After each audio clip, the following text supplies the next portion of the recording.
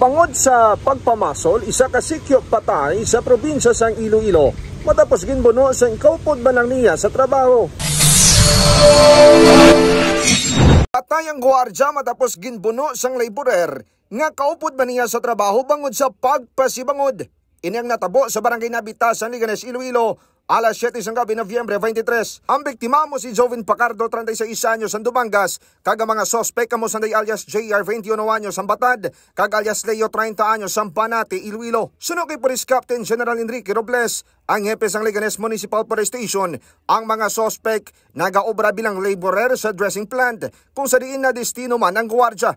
Base sa investigasyon, ngang isa pa kaupod sa trabaho sang gwardiya, ang nagpaliyog sa iya nga i-receive ang parcel, pananglitan nga magabot, gani ginbilinan siya sang iupod nga 500 pesos bilang bayad. Sang naghuha ang gwardiya, kag nagbalik, wala nang 500 pesos kag ginpasimbangdan si JR nga nagkuha rason nga ining nangakig kag ginbuno ang biktima sang bread knife sa likod kag atubang alawas. Samtang ginpungga naman ni Leo ang biktima nga makagabot sa pusil. Bali, may kasamahan po sila sa J&J Dressing Plant na nagbilin po ng 500 for bayad po sa isang parcel, no? Sa isang parcel. Then, umalis po saglit yung guard. Then, pagbalik po ng guard, wala na po yung 500. At ang pagdating niya po doon, ang nandun po is yung suspect pero wala po yung 500. So, doon po nag-start na parang pinagbintangan po ng biktima natin kung suspect na siya po yung kumuha ng 500 piso.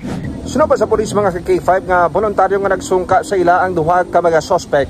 Dalang ginapaso ni bread knife nga gingamit sa krimen.